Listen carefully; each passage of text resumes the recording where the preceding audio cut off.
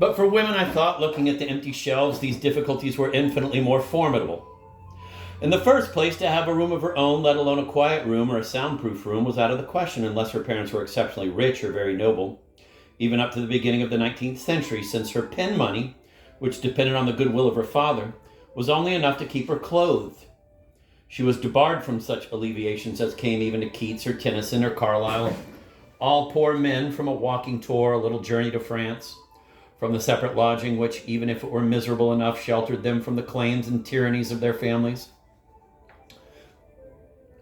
Such material difficulties were formidable, but much worse were the immaterial, the indifference of the world, which Keats and Flaubert and other men of genius had found so hard to bear, was in her case not indifference, but hostility.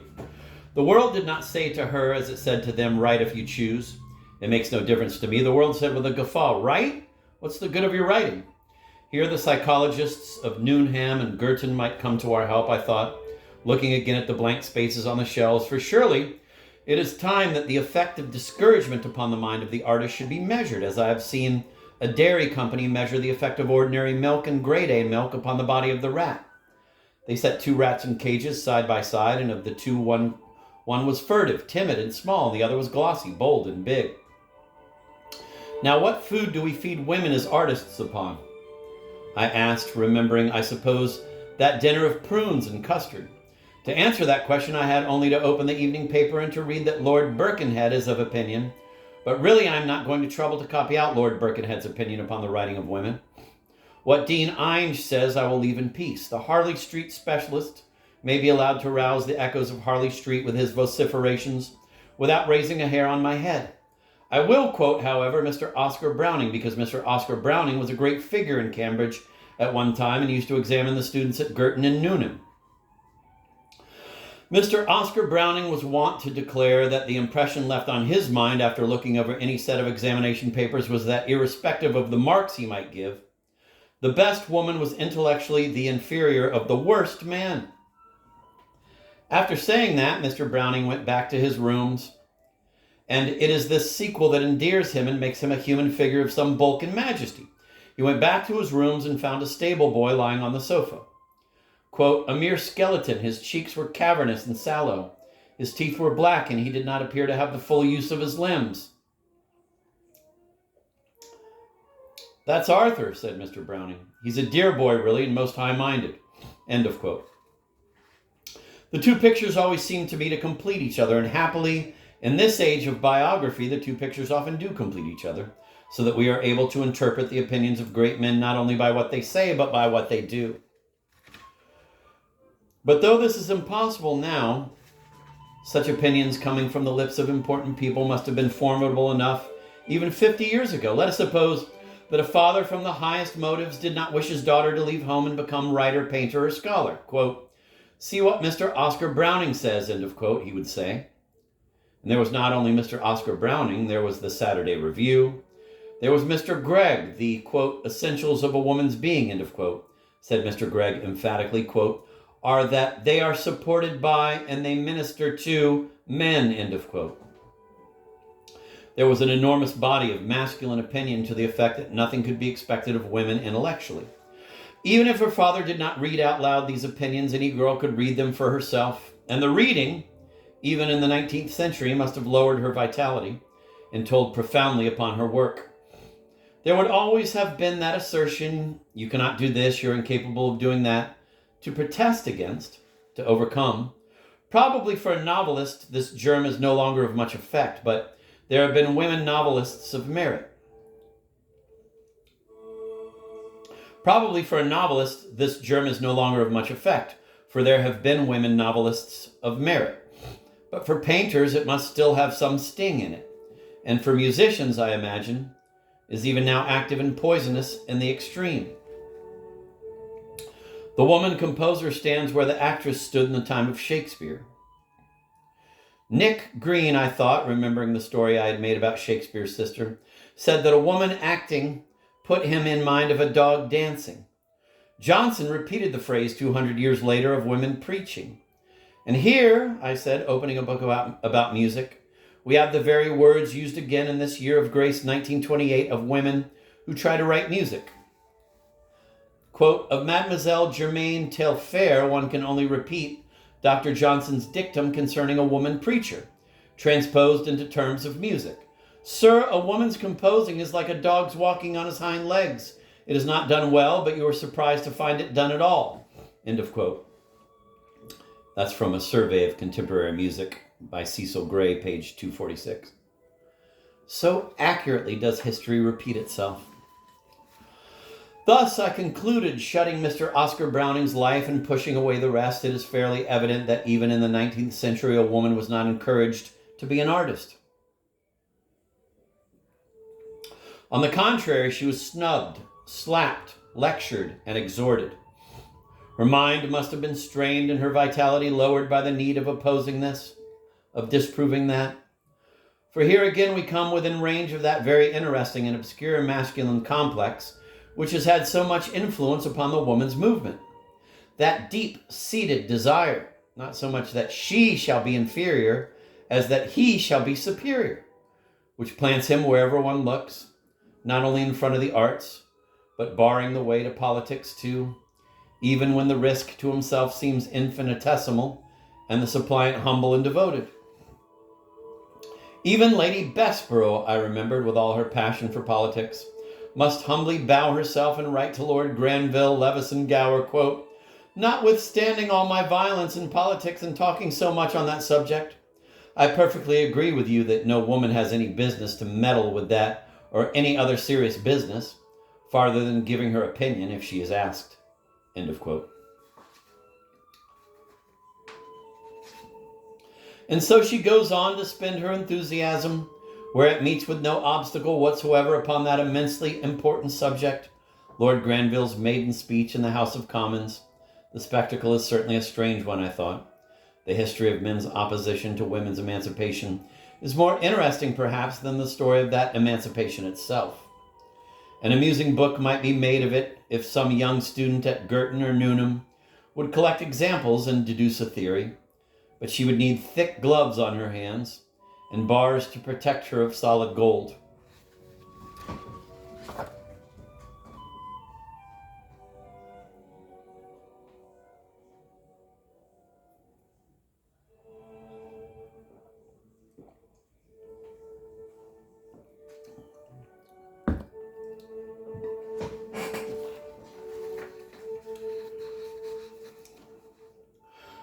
But what is amusing now, I recollected, shutting Lady Bessborough, had to be taken in desperate earnest once. Opinions that one now pastes in a book labeled Cock-a-Doodle-Dum and keeps for reading to select audiences on summer nights once drew tears, I can assure you.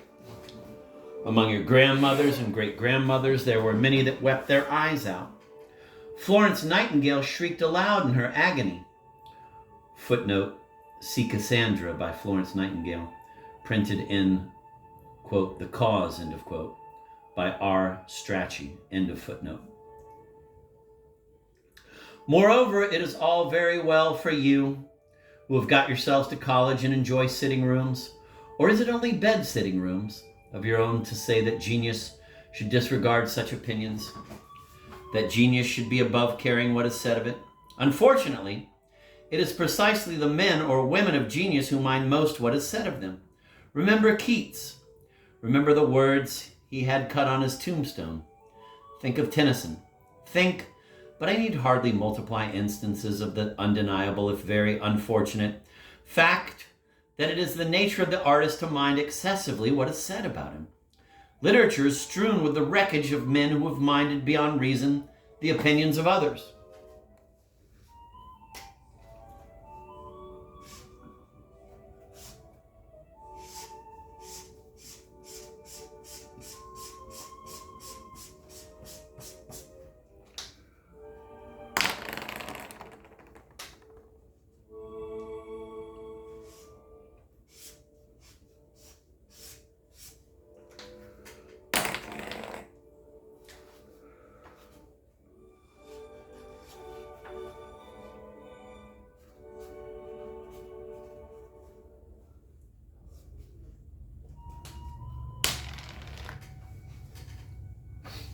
And this susceptibility of theirs is doubly unfortunate, I thought, returning again to my original inquiry into what state of mind is most propitious for creative work, because the mind of an artist, in order to achieve the prodigious effort of freeing whole and entire the work that is in him, must be incandescent, like Shakespeare's mind, I conjectured, looking at the book which lay open at Antony and Cleopatra. There must be no obstacle in it, no foreign matter unconsumed. For though we say that we know nothing about Shakespeare's state of mind, even as we say that, we are saying something about Shakespeare's state of mind. The reason, perhaps, why we know so little of Shakespeare, compared with Donne or Ben Jonson or Milton, is that his grudges and spites and antipathies are hidden from us. We are not held up by some, quote, revelation, end of quote, which reminds us of the writer.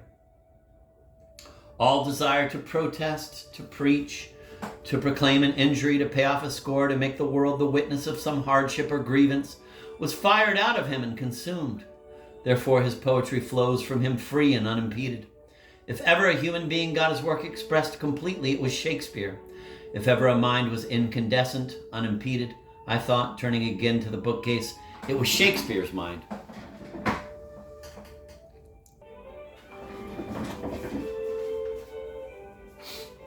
Chapter 4. That one would find any woman in that state of mind in the 16th century was obviously impossible.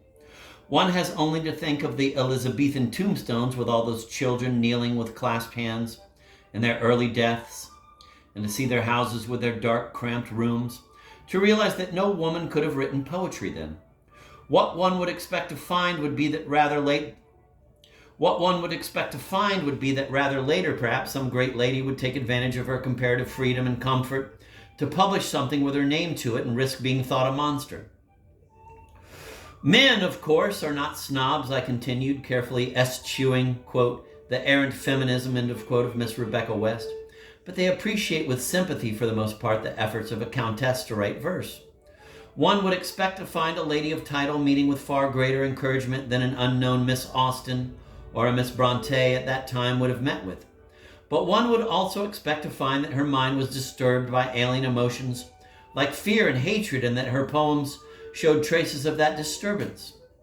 Here is Lady Winchelsea, for example, I thought, taking down her poems. She was born in the year 1661. She was noble by birth and by marriage. She was childless. She wrote poetry, and one has only to open her poetry to find her bursting out in indignation against the position of women. Quote, "How are we fallen by mistaken rules, and education's more than nature's fools, debarred from all improvements of the mind, and to be dull expected and designed. And if someone would soar above the rest, with warmer fancy and ambition pressed, so strong the opposing faction still appears. The hopes to thrive can ne'er outweigh the fears."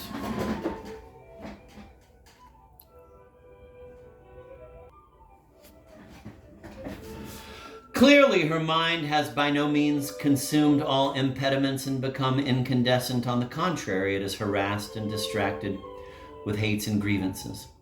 The human race is split up for her into two parties. Men are the opposing faction. Men are hated and feared because they have the power to bar her way to what she wants to do, which is to write.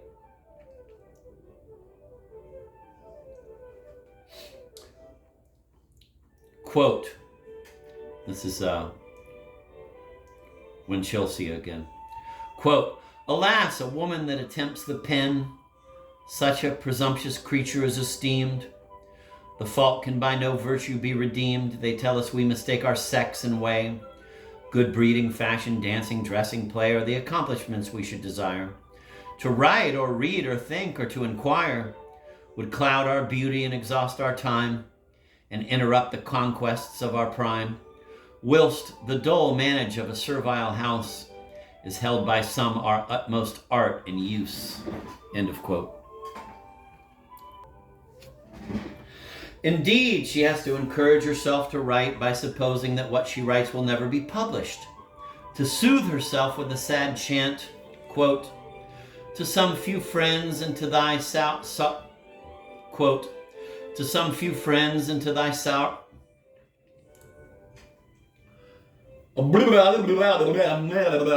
Quote, to some few friends and to thy sorrows sing, for groves of laurel though wert never meant, be dark enough thy shades and be thou there content. Yet it is clear that could she have freed her mind from hate and fear, and not heaped it with bitterness and resentment, the fire was hot within her. Now and again words issue of pure poetry, quote, nor will in fading silks compose faintly the inimitable rose, end of quote. They are rightly praised by Mr. Murray, and Pope, it is thought, remembered and appropriated those others, quote, now the jonquil o'ercomes the feeble brain, we faint beneath the aromatic pain, end of quote.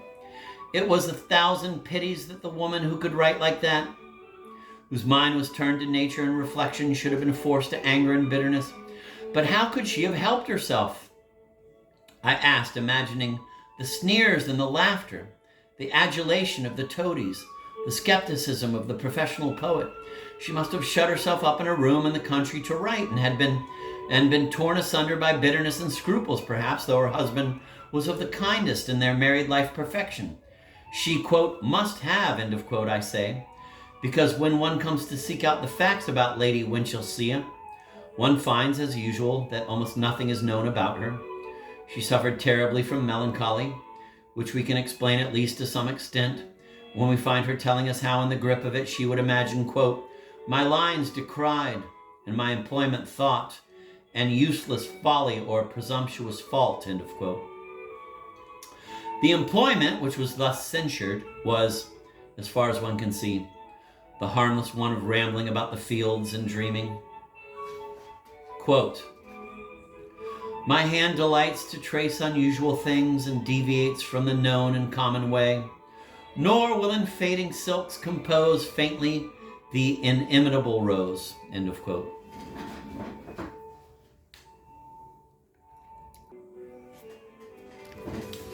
Naturally, if that was her habit and that was her delight, she could only expect to be laughed at. And accordingly, Pope or Gay is said to have satirized her, quote, as a blue stocking with an itch for scribbling, end of quote. Also, it is thought that she offended Gay by laughing at him. She said that his trivia showed that, quote, he was more proper to walk before a chair than to ride in one, end of quote. But this is all, quote, dubious gossip, end of quote, and, says Mr. Murray, quote, uninteresting, end of quote.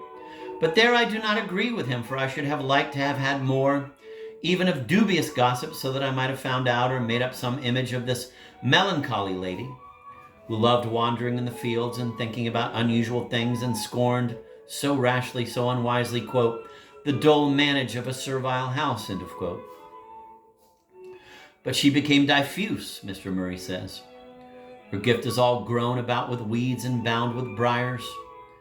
It had no chance of showing itself for the fine, distinguished gift it was, and so, putting her back on the shelf, I turned to the other great lady, the Duchess whom Lamb loved, harebrained, fantastical, Margaret of Newcastle. Her elder, but her contemporary. They were very different, but alike in this, that both were noble and both childless, and both were married to the best of husbands, and both burnt the same passion for poetry, and both are disfigured and deformed by the same causes. Open the Duchess and one finds the same outburst of rage, quote, women live like bats or owls, labor like beasts, and die like worms, end of quote. Margaret, too, might have been a poet. In our day, all that activity would have turned a wheel of some sort. As it was, what could bind, tame, or civilize for human use that wild, generous, untutored intelligence? It poured itself out, higgledy-piggledy, in torrents of rhyme and prose, poetry and philosophy, which stand congealed in quartos and folios that nobody ever reads. She should have had a microscope put in her hand. She should have been taught to look at the stars and reason scientifically. Her wits were turned with solitude and freedom. No one checked her, no one taught her. The professors fawned on her. At court they jeered her. Sir Egerton Bridges complained of her coarseness, quote, as flowing from a female of high rank brought up in the courts, end of quote. She shut herself up at Welbeck alone.